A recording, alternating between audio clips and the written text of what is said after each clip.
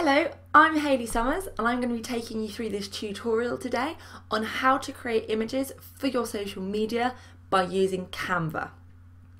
Now, it's going to be an action-packed tutorial. I've got lots to show you, so please make sure you've got something to take notes with and any distractions that you've got going on are down to a minimum. So minimize your email, shut Facebook, get rid of any windows on your computer, shut the door, close the curtains, do whatever you need to do to be giving this your full attention. So first things first, I want to cover who this tutorial is for because I want to make sure that you're in the right place and that this isn't going to be a waste of your time. So you are in the right place if you have no idea why you should be using images on your social media. You do have an idea why you should be using images, but you're just not doing it yet and you need a kind of kickstart to get going with it. You want to be using images, but you need a cheap or free way to be able to do that. And for example, hiring a graphic designer or buying images is just not cost effective for you right now. You want to be able to produce images quickly and easily. You don't want to be using complicated software. You don't want to have to learn yet another skill set. You want to be able to just get on with this straight away. You need to be able to produce images instantly.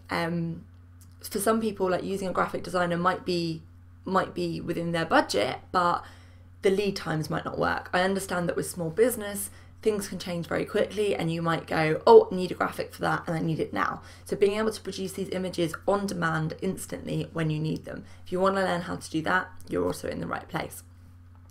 If you want to be able to produce images yourself, then also the right place. And if you're just fed up of sharing other people's content and you're always the one sharing other people's images and looking at other people's stuff and going, oh, that's great, and instead you want to produce your own, then you're in the right place too. And finally, just if you've heard all of the hype about Canva and you just haven't got around to working out how to use it and you just want to know how this tool can be beneficial to your business, then you're in the right place too. So if any of that applies to you, we're going to be covering all of that stuff today. So stay tuned, you're in the right place. So take a drink of water.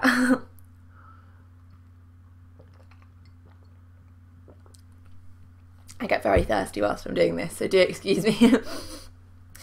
So who am I? I'm Hayley Summers and I went through a lot of the struggles that I've just talked about when I was first trying to get started with images and with Canva. So all of my friends were going, you need to be using images and Canva's great, and I was hearing this in all the business groups that I'm in, and I just thought that using images was something that was going to take me a lot of time, a lot of energy and or a lot of money, and I was quite resistant to it at first. And then I began to read around about the huge impact that it can have on engaging with your followers and with your audience, and I thought, right, I need to do this. So I went onto Canva, I had a look around, and I just didn't quite click with it at first. Every time I tried to do something, it tried to charge me. I couldn't quite get the things I wanted, and I was like, no, this isn't for me, and I left it. And I went away for about a month, and I carried on just doing the things I've been doing. And then I came back to this piece about, I know I need to be using images. It's the right thing to do. It will get me more engagement. I need to be doing it. So then I was like, right, Canva, it must be something good. Everyone's going on about it. I'm gonna work it out properly. So I sat down and I spent some serious time working out how I could do everything I wanted to do on Canva.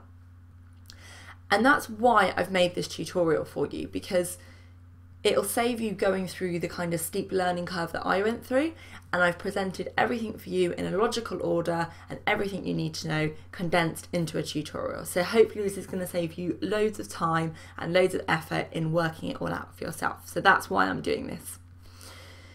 So to answer the first question, why do we need to create images for our social media?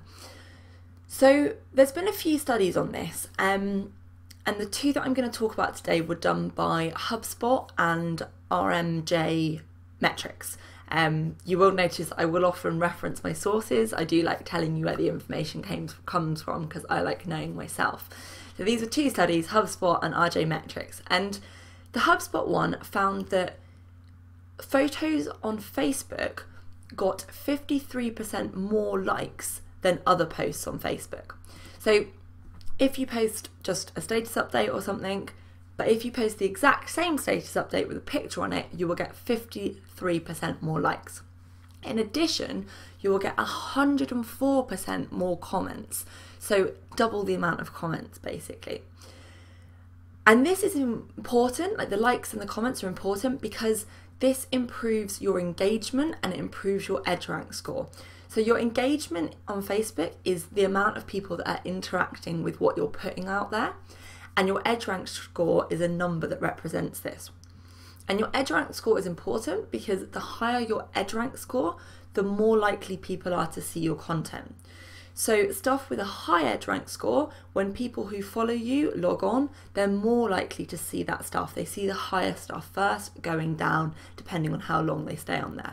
So you want your posts right at the top of their newsfeed, and you do that by improving engagement, and pictures can help you do that. So that's engagement on Facebook. That's getting more people involved on Facebook. And obviously that's really important, but actually as small business owners, what we want is we want people coming through to our site, and we want them coming, looking at our actual website, buying our products, signing up to our mailing list. And that's a really important metric to look at as well. So HubSpot also looked at just their own posts, and they looked at the click-through rate, and they found that a post with a photo is 84%, gets 84% more click-throughs. So even posting a link, just the link by itself with some detail about it, and the focus is on the link, you will actually get loads more click-throughs by posting a really nice graphic with it as well. And obviously you post the link in the kind of text, and you can still write all the text you wanted to, but you do an image as well. And that gets 84% more people coming through to your site. So that's a bit about Facebook. The RJ Metrics study looked at Pinterest, and this study was done in 2012, and they found that on Pinterest, 80% of pins are repins of other content. Now, Pinterest is an entirely image-based social network, so to even be part of Pinterest, you need to be doing stuff with images, and 80% of the pins are people repinning other people's stuff. Now, to give you an idea of what this means, a study done at a similar time, a similar kind of time frame for Twitter, so when Twitter had been around for a similar amount of time, showed that 1.4% of tweets were retweets. So 1.4% of things people are tweeting are someone else's stuff that they're retweeting, compared to 80% on Pinterest. That is absolutely huge.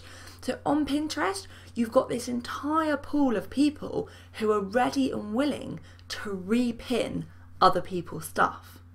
So if you can be the 20% that are pinning the new stuff, the unique stuff, there is so much scope to have people pinning that and for your stuff to be going viral. And obviously to make pins, you need images. So really, really important on Pinterest as well. And then just thinking about it on a kind of personal level and without the stats, when you think about kind of going onto social media and seeing images, think about how they kind of come across to you. They break up the text. So if you've just got text, an image can be something really different and nice and eye-catching. They're colourful, so they draw you to them. And they're also physically a lot bigger. So they take up a big chunk of the newsfeed, and you can also put the text that you were going to put on as well, but they also take up that additional space on the newsfeed or on your Twitter homepage, whatever it is you're looking at. So they take up that space, they catch your eye, so they're really, really good, and they're gonna bring people to your site. So hopefully I've convinced you that you need graphics for your social media. So the next question is how? How do we get these graphics? Traditionally, you'd be looking at using things like Photoshop, you'd be hiring graphic designers, maybe you'd be purchasing images in bulk, and these things all still work for some businesses, but for a lot of small businesses now, these options either aren't financially viable, or you don't get the quality that you want. Like, you can purchase loads of stock images and things like that, but we're beginning to see now the real importance of having a strong brand and having images that really, really speak to your audience and reflect your brand. And that's difficult to do if you're just purchasing images in bulk that aren't specially designed for you. So you want these specially designed images, and you might not necessarily have the time or the money to pay to have a graphic designer to do these for you. So this is where Canva comes in. So what I'm going to do now is I'm going to screen share with you so you can start seeing what I'm doing, and I can show you around Canva. So this is Canva. Now you will need to create an account to use Canva, so you'll have to just create a username and password, and then once you log in you'll be presented with this screen here. So on this screen you have at the top all of the templates, and this is how you start your new design using this section here. And then lower down you will have all of the images that you've done in the past. So Canva does save all of your images for you. Obviously you'll probably need to download them to use them, so you will have copies yourself, but if ever you lose anything or you want to come in and reuse something, it will be saved here in Canva for you. So how do you start a design? So you start off by deciding what size of design you want.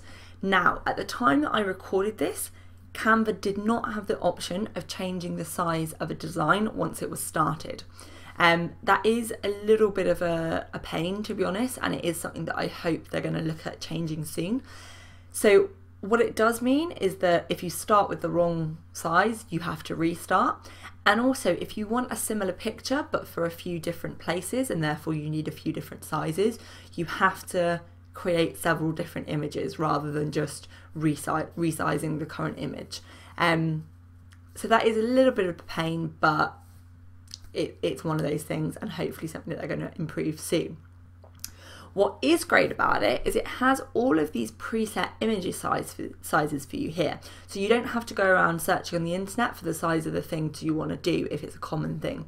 So you can see they've got a Facebook cover, a Facebook post, an Instagram post, A4, a Twitter post, Twitter headers, Pinterest things, Google Plus covers. So yeah, they've got loads of Facebook ads as well. They've got loads of preset things there. Now, you might be wondering why you use use these exact sizes for different social media networks. And if you don't know, this is because of the way it shows up. And by using these exact sizes, you get the optimum amount of space covered. So if you use something that isn't in these proportions and in these sizes, you'll either end up with an image in the newsfeed that's cut off. So say I do a square and the placeholder is a rectangle, then it might kind of zoom it up and cut bits off. So you might end up with sections of your text missing. So say, for example, I was posting this image I've got down here, which was an advert for this tutorial, but it was meant to be a square and I'd done a rectangle. What it might do is when it posts it to the newsfeed, kind of cut it along there and along there to make a square. And people would have to actually click the image to get the full image. And obviously we know that people browsing through the internet do everything as quickly as they can and don't necessarily engage with everything all the time. So you want your image to appear as you want it. The other way that it can happen is the image can appear smaller than it is able to. And we've talked about the importance of pictures and how one of the great things about them is they take up room on people's newsfeed. So you don't want this happening either. So by using these set templates, you'll make your posts the exact size they need to be optimized on people's feeds. If there is something that you want to do and there's not a set dimensions for it, then just go and Google it and you will find somewhere the dimensions that you should use. But always try and use the correct dimensions for the social network that you're posting on. If you're doing something else completely different and you want custom dimensions and you don't want to do any of these things, then you've just got this button here that you can click and you just type in width and height, and you can do that either in pixels or millimeters or inches if you're old school and using imperial. But for the purpose of this one, we are going to do a Facebook post, which is a preset template, and you can see there it says 940 pixels by 788 pixels. So that's obviously the right size for a Facebook post. So we're going to click on that to start a Facebook post. This will open a new window, so you've always got your home page there to go back to if you need it. So there are a few different ways to start a new design on Canva, and I'm going to start with the simplest first, which is just starting from scratch from a blank page. So as you can see here, I've got a completely blank page and I'm going to start a design. So the first thing I'd like to do is select a background, because I don't want my design to be on a completely white background. So backgrounds are in this section here. And you can either just have a completely block colour for your background, struggling to say that word, so I might just have a completely yellow background, or they have got some patterns here as well. So I might decide that actually I would quite like this zigzag pattern. So to get the pattern, you just click on it and it applies it to your document. Okay, so I like the zigzag pattern, but I don't like this colour. I'm going to go for a different colour. So I don't really want any of these colours here, so I'm going to use the plus button to select a colour. So this gives me the full colour wheel here. And what you can do is you can use a hex code. So if you have a particular colour that you use for your branding and you want to maintain your branding through your designs, then you can do that using the hex code here. So if I'm going to use that colour, for example, this purple that I like. So I just type that in there and that changes that to that colour for me. So I've got a nice background there. So now my background's sorted, I would like to add some text. So text is in the text menu just here. Click on that one. So I've got an option here. I can either just use some standard plain text, kind of like you would use a text box on a lot of programs. And if I want to do that, I just pick this text up, drag it, drop it in there, and I can just use that as a text box. So I can change the font. There are quite a lot of different fonts, big list of fonts there. So I can change the font, I can change the size. If there's a size that I want that's not on this list, like a lot of other programs, you can just type in your size. I can change the colour of the text. And again, same as with the background, if I want to go for different colours, I can press the plus and I can get the colour wheel and the hex codes. I actually quite like the white, so I'm going to stick with that. That one just deletes it, so if you decide you don't want it, then you can delete it. And then in here, you've got a few extra options. So I've got my bold, italic, uppercase, and bullet point options all there. Alignment, left, centre, right. So I'm going to have this in the centre actually. And I might have it uppercase actually. Yeah, let's go uppercase. So I'm going to imagine that I'm doing a post for this Canva tutorial.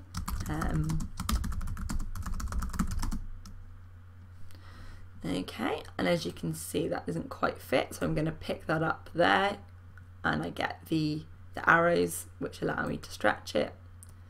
I think I'll have it on 2 lines like that. Yeah, that is cool. So I obviously want that in the middle, so I can pick it up, wait till you get the four crosshatch and pick it up, and I can move it about, and it gives you some pretty cool guidelines. So you can see I've got that one down the middle there, so that's showing me that it is aligned in the middle, and normally, there it is, ooh, normally you get one going the other way as well. There we go. So that is bang in the middle of that page now, so I can drop that there. You get the guidelines for lots of other things as well, so say I put another text box in here now, I would get a guideline telling me when it kind of lines up with that one. The guidelines are pretty useful and allow you to kind of lay things out really nicely. And then another really useful tool you have is this text spacing tool. So often when you're laying things up, you want to kind of fill the space you've got, or kind of make the image look really nice, and the way that they do line spacing and text spacing on this is really useful. So you've got the letter spacing, which is the space in between each individual letters, and you can make that bigger or you can make that smaller. And to be honest, I find that the letter spacing is normally quite good for most fonts, but it's there if you want it. This one though, however, I use this one a lot. This is the line height, and this allows you to bring lines of text closer together or further apart. So depending on where you want your text and if you've got space to fill, you can adjust that a bit, and that's a really, really useful tool, I find. I think that is all we've got in that menu that's much use. Yeah, there's a few other things in here. If you want to just copy the text box, you press that button and it just does an instant copy. There's no paste function in Canva, so if you copy something, it automatically duplicates it for you. There's not a kind of copy and paste function, it's just a straight up copy. There's also transparency, which makes things more or less transparent, so more useful for pictures than text, but if you want your background to be slightly transparent, then you can do that there. So I've got myself some text. The other way you can do text, if you want something a bit fancy and already all laid out for you, is you can actually use one of these kind of text graphics down here. Now, one thing about these is they are kind of set in the proportions. So say you know that you need something that's quite square, you want to pick one in here that looks quite square. So like all of these ones are relatively square. You can't, I'll show you what I mean if I put that one on there. They resize in proportion, so there's no way of stretching these, stretching them to be longer or thinner. You just kind of stretch them in proportion like that. But these are quite nicely set up already for you. So I might decide I want to use that one. Again, I can align it into the middle using the lines like that. And then I just click on these, and these have all the different text elements in. So free Canva webinar. And I can do that like that and fill that all in. I can also change the colours so it matches my background. One thing I do find with these kind of free text elements is every single line is a new text box. That can be quite annoying, and that's why I kind of pointed out to you that tool for line spacing, because rather than do that, you can just put it all in one text box and then adjust the line spacing as you want it. I think why some of these are in different boxes is so that they can be spaced out exactly as they're wanted. But it is a bit of a pain when you're changing it. So I'm just going to delete that one. Oh, no, that deleted the whole thing. Let me undo that.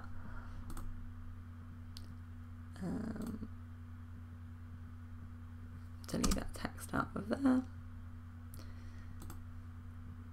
There we go. And I can kind of change the font on that, so I think I'm going to put that to white. So let's have the background the same colour as my thing, but let's have the writing in white, and let's have this in maybe a slightly different purple. So let's go for that purple there. And then obviously I can change all of these text elements as well. There's text in there that I can change as well, so you can change all that about. So you do have these kind of fixed elements that can be really useful. One other thing that can be really useful about the text section is this bit at the top. So these are three kind of preset text elements that you have here, and it's a text, a title, a subtitle, and body text.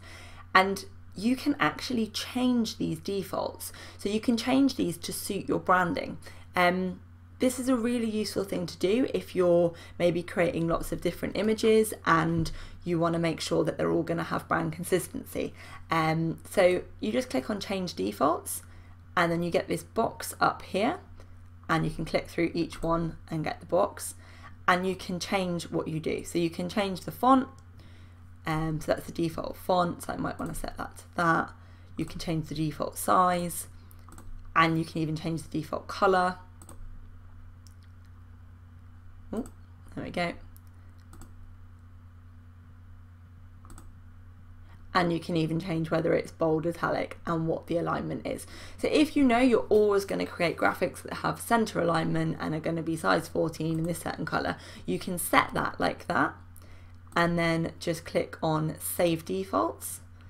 And then every time you come into Canva, these defaults will be saved. So when you want to use that particular type of text, you just pick it up, drop it in, and then you've got it there ready to use. So that can be really, really useful if you're planning on producing a lot of graphics and you want them all to be on brand. So the final thing you might want to do with your image is you might want to add some graphics to it. So if you just go to search at the top, this is where all the images are stored. Now they're stored quite nicely in some categories here. So I think I would like, what do I want to go on here? Maybe some like infographic-y stuff. So yeah, maybe if I can find something that might work quite nicely. So yeah, say in here I had a bit of a spiel about why using images was good, and maybe I have a percentage. So yeah, maybe I say one of those percentages I talked about earlier, and I say that 75% more engagement if you use images. So I might want to just put an image on my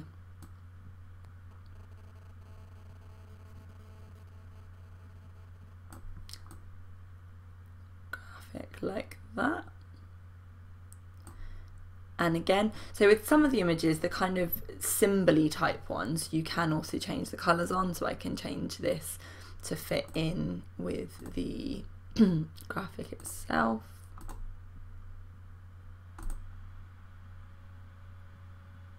And that doesn't quite work, so maybe that needs to be white. And then that can be... Oh. I think I'm going a little bit too fast for my internet today. So yeah, I can add something like that. I can add a graphic. When you're done with the category, just click on it and it will re-minimize it. There's some quite nice hand-drawn pictures on here as well, actually. So say I wanted a picture, yeah, say this one for some reason was relevant, and I might want to put that in the corner there. And these, pretty simple, you literally just click on your graphic, put it where you want it, and then you can do the adjustment to the size like that. You've got options here, so once you've selected a graphic, say you want it repeated, you can copy it. That's the forward and back, so that is the where it appears. So say you wanted that graphic to appear in front of the background but behind the text box, you could click back and that would send it back a level. See how it's just gone behind there? Or you can bring it forward to bring it in front of things. So that's kind of just like the placement. If you imagine that's layers, that's where it goes in the layers. Again, the trash button will get rid of it. You can change the color there, and you've got a few more options there. The transparency option, say you want it to be a little bit see-through, you can kind of do that and some of the background will come through like that. So that's your options for your images. And what you can do with images is you can just click on them and they will appear in the middle of your screen as well. So if you don't want to drag and drop them, you can just click them and they'll appear, and then you can move them once they're there. So you can add additional pages to your image. This isn't really relevant for when you're doing images for social media, but say you were making a PDF and it was a 6-page ebook, then you can just add new pages. That button there will add a new one, and then you can do what you want with it. So we've now got 2 pages.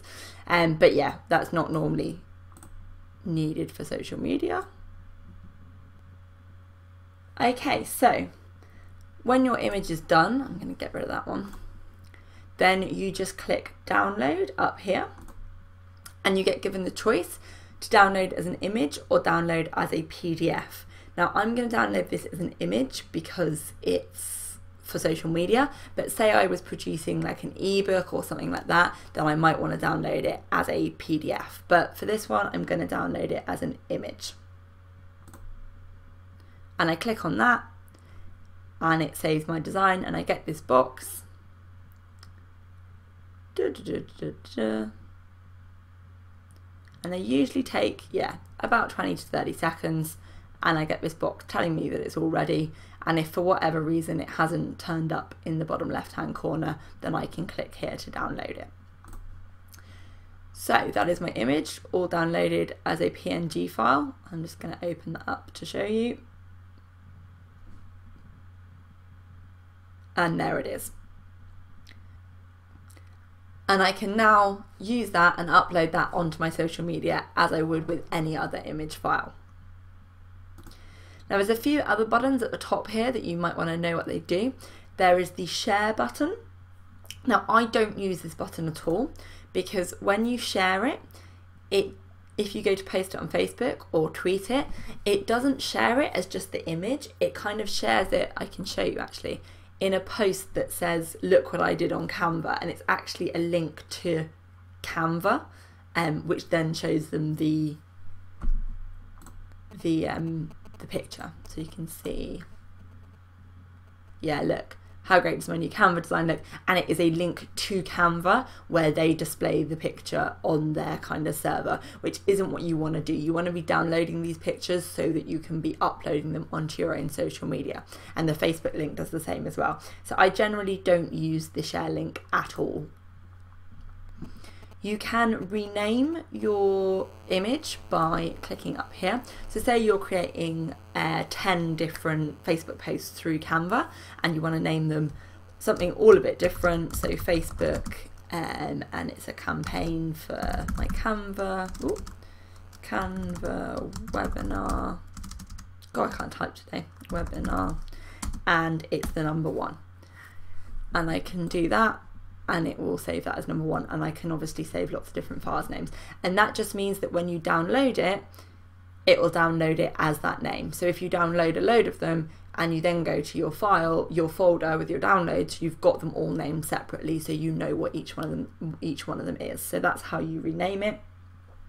There is the ability as well to tag in the rename function. So Canva can use hashtags like Instagram, like Twitter, like anything else. And if, for example, you wanted to share your work and make it public, then you could use hashtags so that people can discover your work. To be honest, this isn't really relevant for the context that I'm showing you this in. What I'm showing you Canva for today is so that you're able to download images to upload into your social media. But I think Canva is designed so that you can display your images as well. So you can have a Canva account with all these images on, in the same way that Instagram works or Pinterest works. At the moment, I don't think there is a lot of point using that. I don't think people use Canva for finding images, they just use it for creating their own. But it is an option. If you want to make your images public and you want to tag them, they'll then be able to be discovered by other people. In the download option, there are also some advanced options here. Again, not really relevant for when you're doing individual images for your social media, but if you're doing a PDF, for example, and you wanted to just download some of the pages, you can do that using this section. And then you've got this option here to publish with crop marks and bleed.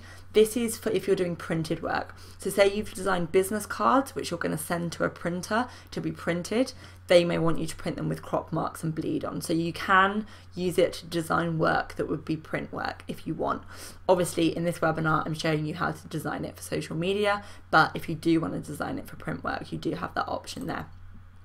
Final option that you've got at the top is this private or public option. And as I talked about with the hashtags and making your work so that other people can find it, you can simply click that and that will switch it from private to public, or you can switch it back again. So you can control whether your images are seen by the general public or not. As I said, for most part, this is designing images for your social media, so you're not really going to need to be making them public, but it is there if you want it. So I said when we started that I was starting with the simplest way, and I was starting with a post that was going to be from a blank page.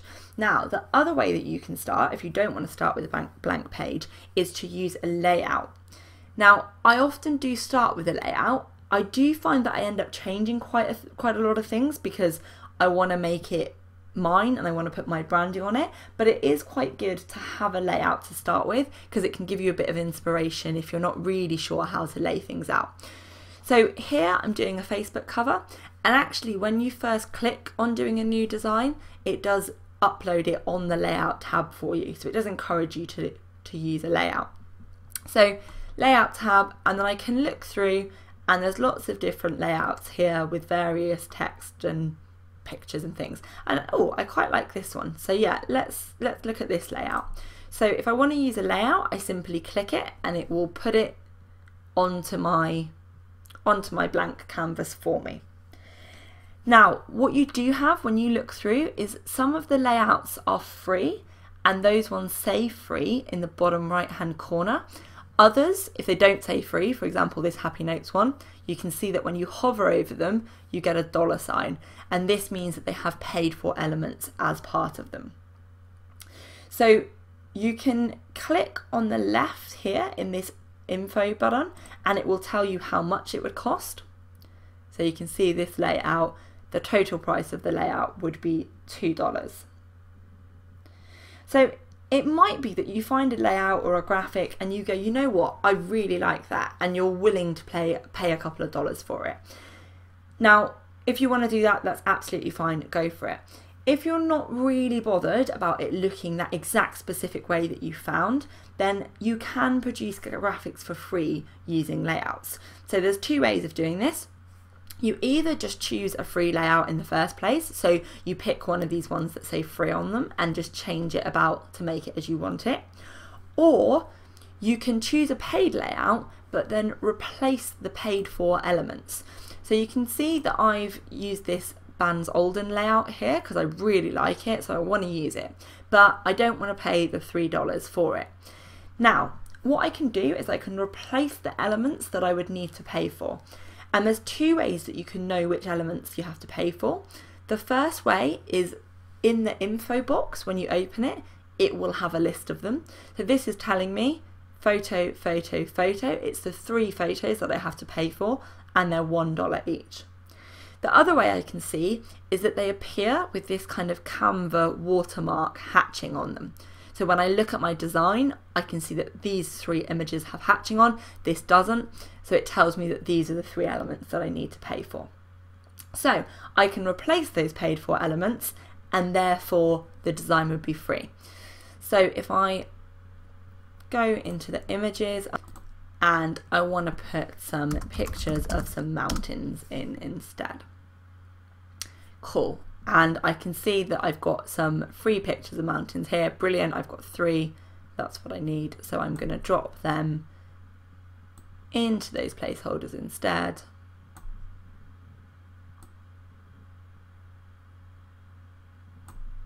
Oh, that's worked quite nicely. Look, it looks like a round mountain. And I'm going to rename it. Again, can you see there, there's kind of these 2 text boxes for one piece of text, which is a little bit annoying. So instead, I'm just going to use that one, and I'm going to change this text to say mountain living. Maybe that's what I'm doing.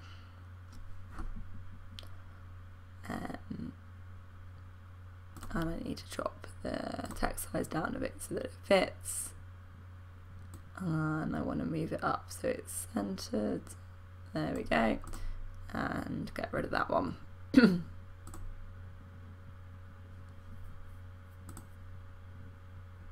Oh, can't quite get into that one there. There we go. Get rid of that one. And bring that down. Oh, there it is. So if I'm happy with that design, then I do exactly the same as before. I would download it. I download it as an image, and that's my design. So that's using a layout as opposed to just starting on a blank page. And you can kind of see it gives you a little bit of structure to work with. Now I'm just going to jump in here with an extra bit.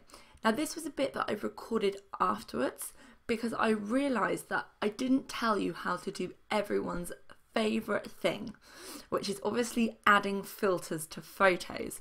Now, adding filters can make your photos look quite pro and can give your graphics that extra bit of juice, really. So I thought I'd just add that in here for you now. So I've got Canva up and I'm going to add a photo.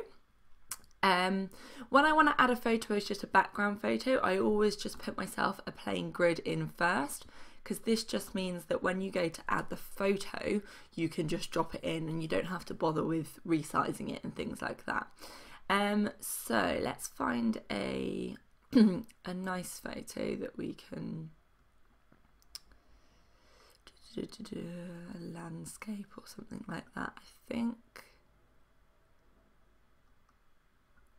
That one's nice. Yeah, so I'm going to drop that into my grid. And you can see there, it just fills the grid for me and I don't have to bother with resizing it. I will talk about this later on in the tutorial, so don't worry too much about this now. I'm going to click on that. Double click on that. So just move it around, get that ugly drain that's just at the bottom out of the shot. There we go. Right, so now I'm all set up with my photo. How do I add filters? Well, this little button here, photo filters. So along the top, I've got a load of preset filters with different names. One there that makes it quite dark and dramatic. There's another one that makes it black and white or grayscale. There's one that makes it pink that I quite like. So you've got various things there at the top. So you've got about 10 to choose from there. Now, if you don't like any of the filters it gives you the choice of, you can click advanced options here and create your own filter. So you've got all these different things that you can change to get the exact image that you want. So brightness is fairly self-explanatory. That makes the picture brighter or darker. Contrast, again, just changes the contrast of the photo. Saturation is the amount of colour saturation, so if you put that up really high, can you see all the colours have gone really kind of clear and really colourful, as opposed to if you go the other way it kind of washes the colour out. So I'm going to leave my saturation about there. Tint is the colour, so you can see it's kind of set to quite a bluey colour at the moment. You can go right down into the greens, yellows, oranges, pinks, reds, all the way through and right up to purple at that end. So I'm going to leave that one on a kind of green filter about there to make these trees look really, really green. Next thing you've got is blur. Now this is quite a good one. I think we're seeing quite a lot of images lately with kind of slightly blurry background, and that's how you do that just here. You don't need a lot of blur at all. I tend to set mine to about 5 or 10. You can see that even at 10 that is pretty blurred. X process, I have no idea what that one does, and I never use it. It seems to be a colour thing. I think it's maybe the amount of exposure or something like that. But yeah, I tend to just leave that one where it is, to be honest. And then vignette is the like the lens effect. So if you look at it without any at all, you can see that at the sides here you've got the same level of light as in the middle, but if you whack that right up, it kind of darkens the sides if you're looking through a lens. And that can be quite a good effect because it can look quite mysterious and as if someone's kind of being let in for a look. So I do quite like that one as well. So you can change all of those about a bit to give yourself the whatever filter you want. And then another couple of options you have on the image just here are flipping the image. So you can flip it horizontally and you can flip it vertically.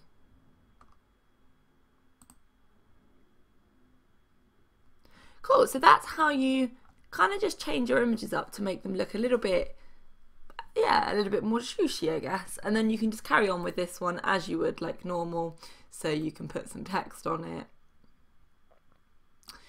I think this text might look quite good in a border for this one, so I can just search border. Yeah, let's go white. I think white goes well with kind of nature colours.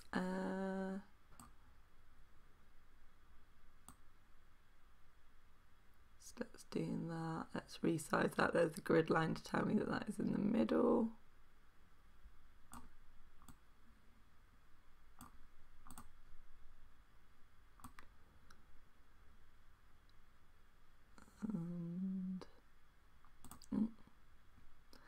See what's happened here is the border's gone in front of the text, so it won't let me get it. If ever you have that problem, just send it back a level and then you should be able to get into the thing. There we go, like that you're trying to get to. So yeah, let's just find a nice font. That one looks like it might be good.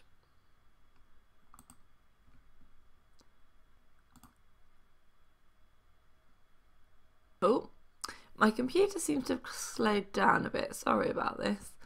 Take it a little bit bigger.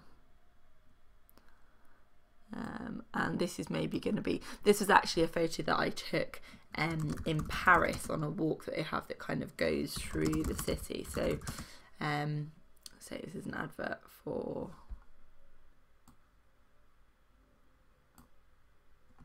Art of the City.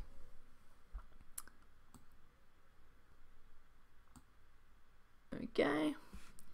And I want that on 2 lines. And I want the text to be in the middle. And I want it in the middle of the page. That's near enough. Cool. So there we go. A nice juiced graphic by using the image filters that are available in Canva. Now, the final thing you can do if you don't want a layout at all, because maybe there isn't something there that you like, or yeah, you just don't really want that much kind of done for you, but you do need a little bit of structure, you feel, well, then what you can do is you can use a grid. So if I want to use a grid, I go to search, and one of the categories in the picture categories is grids. So if I click on that there, then I will get a few different grids that will fit in this box. So I think, yeah, I want to do this one with one big picture on top, and then yeah, maybe I'll use that with a smaller picture and a larger picture. So I would like to use that grid. So I just click on that grid. So what that is it's just a little bit of structure for my post. It gives me a box at the top and 2 other little boxes all laid out, but I can now pick how I want to fill these rather than having any preset images or text in them. So there's a couple of different ways you can fill a grid. You can either fill it with a picture. So if I go and grab a picture from here,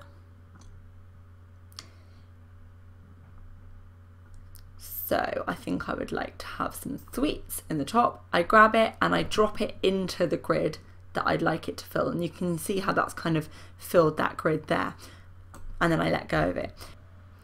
Now you can see that this is this is just taking the middle section of the photo to fill the frame, and it will always do that. If you don't tell it, it will always just take this middle section.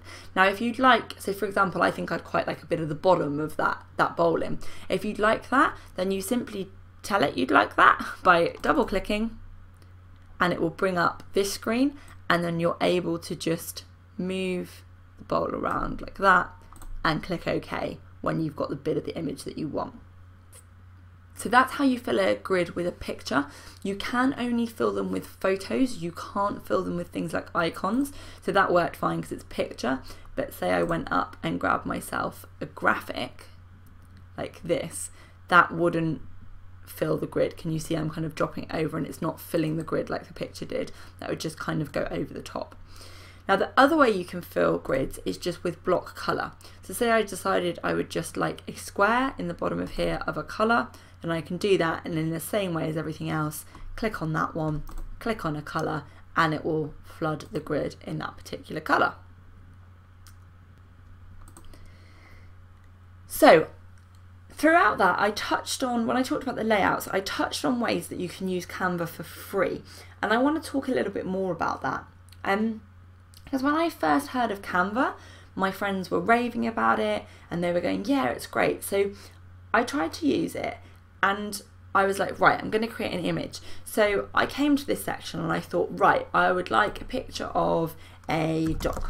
and that's what I'm gonna put on my image. So I typed that in, and then I just found that everything I went to use, I had to pay for. And you can see I'm hovering over all of these and they're saying they're $1 each.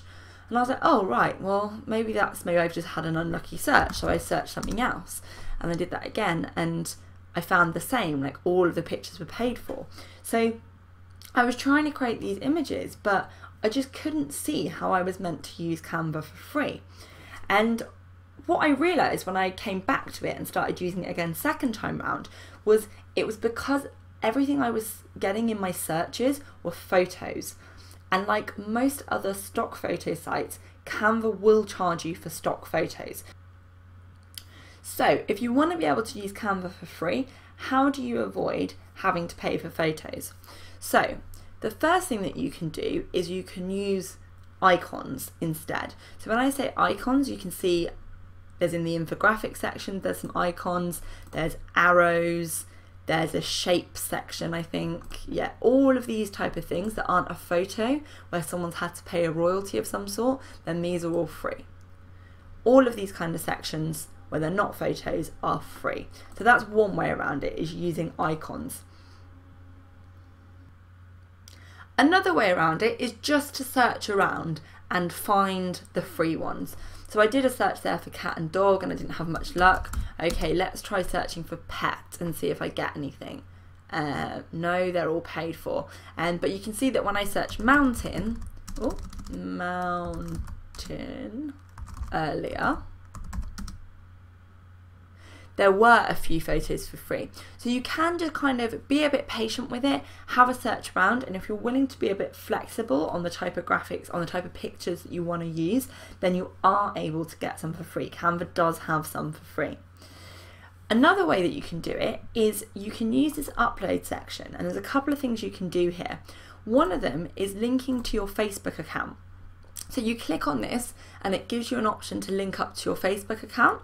And then once you do that, you've got access to all of your Facebook photos to use on your Canva images. And yeah, it might be that a lot of your photos aren't any good, but you can see here I've got a couple of photos from when I was on holiday in Paris, kind of landscapes and stuff that might be quite useful. So you can use your Facebook photos. Another thing you can do is you can upload photos. So any photos that you've got that you can use, you're able to upload into Canva. And this is really, really great. And this is how I've managed to create quite a lot of free graphics. So where do you get these free photos from that you're able to upload into Canva?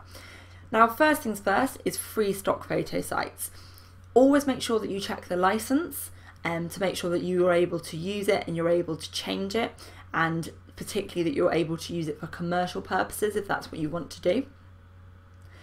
Buffer, who do scheduling for social media, have done a brilliant blog post on all the different places that you're able to get free images. So I'm not going to go into all of those here, but there's a link there to the Buffer blog, and I would go and read that list because there's loads and loads of ways that you can get free stock images there. There are a couple of sites that you can sign up for who send you regular stock, like packs of stock images. Now you don't get any choice as to what these images are, but I subscribe to a few of these, and every so often I kind of dump them all in a folder somewhere and I dump them onto Canva. So I've always just got a generic kind of pool of stock images. A couple of good ones of these are Death to the Stock Photo, Little Visuals, and Unsplash. Death to the Stock Photo, you get a pack per month. Little Visuals, you get 7 photos per week, and Unsplash, you get 10 photos every 10 days. So you've got some options there to get some free photos.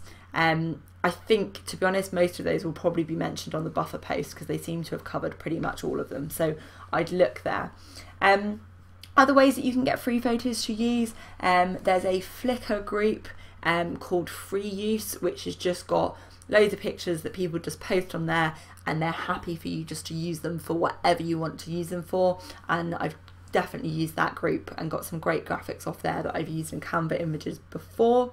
And finally, your phone. If your phone camera is good enough, the last phone that I got has a really good camera on it, and I find that actually I don't make a particular special effort, but just photos that I take when I'm out and about. Every so often I plug in my phone, upload it.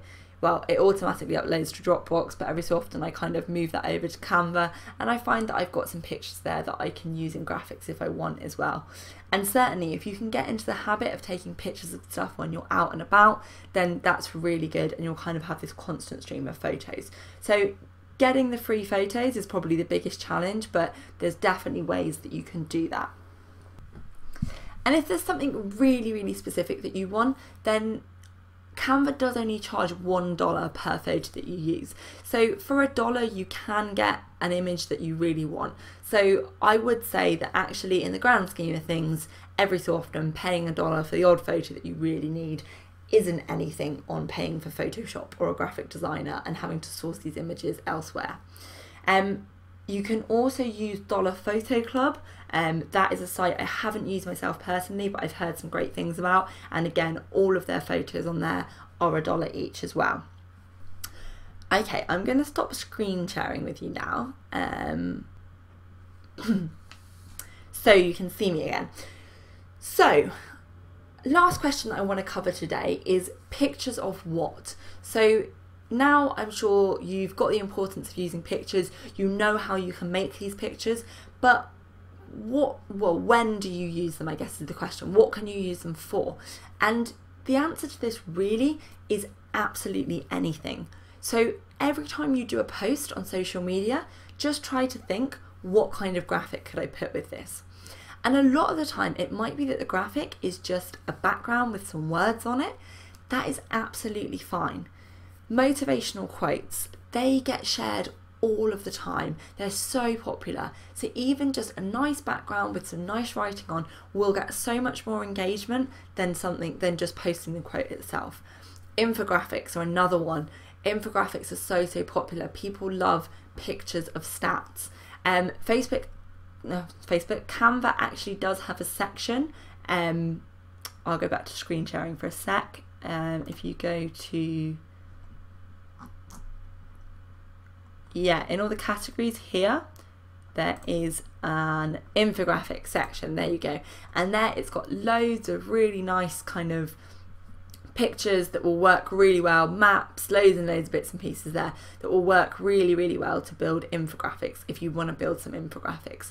So these can be any kind of stats, any kind of stats that relate to your industry that your ideal customers would want to hear. Tell them, put them in an infographic that will get shared more than any kind of written post would.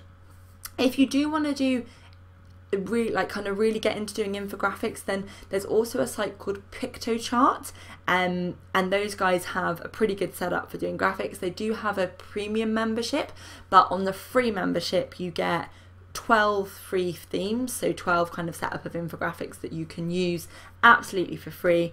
The rest of them are premium, so you'd have to pay for the premium membership if you wanted full access, but the 12 is plenty to work with. You can't download them as PDFs, you can only download them as images, but for social media that is absolutely fine. You want them in the image format anyway. They do only let you download the 2 smaller file sizes as part of the free membership, but they're plenty big enough for social media. The only real downside from my point of view is they do come with a Pictochart watermark on the bottom, which doesn't look great in my opinion, but if you really want to get into doing infographics, then I think the premium's only like $29 a month or something like that. So yeah, it's probably worth looking at, but Canva can do them as well. Canva can do them absolutely fine. Other things that you can do, you can post vouchers. So if you want to do a special offer rather than just writing it, make a voucher and post that. You can do questions, like when you ask your audience a question or a poll, make it into a graphic. Do a picture of the 2 things you're asking the difference between or something like that. Make anything at all that you can into a graphic. When you're advertising a new product, make a graphic for it. So every time you post, think, how can I post a graphic with this as well? And And don't forget the power of just photos that you've taken. So you can use Canva to make these graphics, but actually photos are great as well. And you can post photos of anything. You can post photos of the area you're working in, the view out of your window. You can post photos of your products. That's a great way of kind of doing some really soft selling. Like, don't mention anything about selling it or the price, but like, hey, look at this great new stock we got in today, and a photo of it. Photos are really great ways to kind of build up that rapport with your audience. So definitely don't rule them out, and don't feel that everything has to be a kind of graphic that's been produced. Photos are great and they work amazingly too. Obviously make sure that they're of a relatively decent quality, because people will associate the quality with the quality of your business. So if you're putting out kind of really pixelated, low quality, blurry images, then that isn't going to be great. But so long as you've got a phone with a relatively good camera on, you should be able to take fairly good photos on that. So that is everything. By now you should be a Canva pro. You should have a really good idea of why you have to produce these photos, how you can do them, how to do them cheaply or even free for the most part, how to do them quickly, how to do them easily. So you should have a really great idea of how you're going to be able to use these images for your social media going forwards. And you're going to be able to create your own content. And as I touched on at the beginning, being able to do this rather than repinning or retweeting other people's content will be really, really great for your business. Put loads of great graphics out there and people will share them for you. So if you have any questions about anything I've covered in this tutorial, then please, please, please do get in touch. You can email me, you can get me on social media, and I would be more than happy to answer your questions. I would also love to see the first graphic that you produce after doing this tutorial. So if you do want to share that, then just put it on Twitter. Just put a note saying this is the first graphic I produced after the webinar. Put my handle on it, which is @HayleyJSummers, and just use the hashtag Canva tutorial, and I'll retweet that for you as well so everyone can see it. But I would definitely love to see what you create off the back of this tutorial. Finally, if you signed up for this video by sending me your email address and you got emailed it, then that's perfect. I will make sure that you get notifications of any new videos that are out that might be of use to you. If you didn't and you're watching this video elsewhere, please, please, please just head over to HayleySummers.com and just sign up there. Then I can make sure that you get notifications of all the free videos that I do in the future that might be of use to you and your business. So please do that. Thanks very much for watching. Good luck, and I hope that you enjoy being a Canva genius and creating some great images for your social media. I'll see you again soon.